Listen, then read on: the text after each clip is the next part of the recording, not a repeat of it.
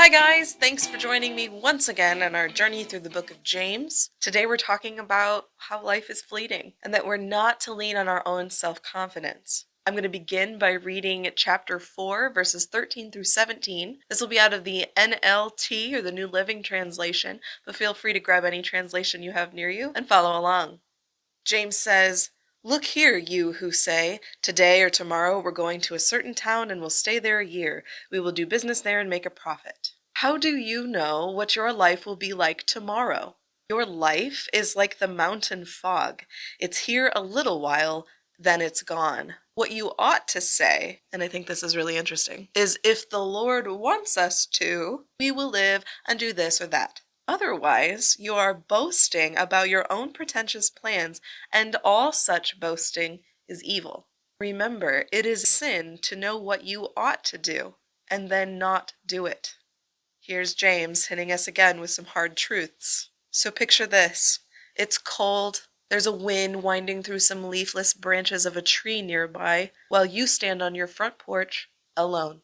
As you wait there, you breathe in, you breathe out, and every breath you exhale leaves a cold and chilly vapor that lingers right in front of your face. It holds there a moment, and then it disappears completely. That, in a way, is the way that James is describing us when he's speaking about our lives. Only in this analogy, we're not actually the person, we're the vapor. Our lives, in the grand scheme of God's plan in the universe, is nothing more than a mist, a vapor, something that is gone so quickly we wonder if it was even there at all. So why do we wait when we know that God has put a burden on us to do something?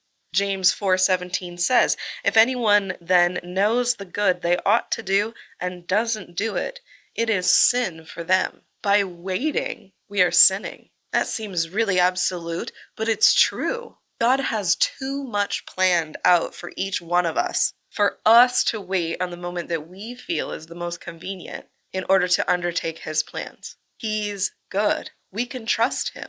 And when we do, we find out that waiting was silly, because the plans that he had were greater than anything that we thought of. They were bigger than we possibly imagined. So is there anything waiting in your life that God has already given you the go-ahead to do? Think of that one step this week that you can make to follow through with God's plan, and take it. The other interesting part of this passage to me is that the title of this section is "The Warning About Self-Confidence." That these are not our plans, they're God's plans. That this is not in our will, but in his will. And I keep coming back to that wise Proverbs verse that says, "Lean not on your own understanding." Stop trying to do it all yourself. Humble yourself before the Lord. And maybe you guys are hearing it play in your mind too. That old hymn, "I Know Who Holds Tomorrow." Many things about tomorrow I don't seem to understand, but I know who holds tomorrow, and I know who holds my hand. I know who holds tomorrow, and I know who holds my hand. So let's put our faith in that. In Jesus' name.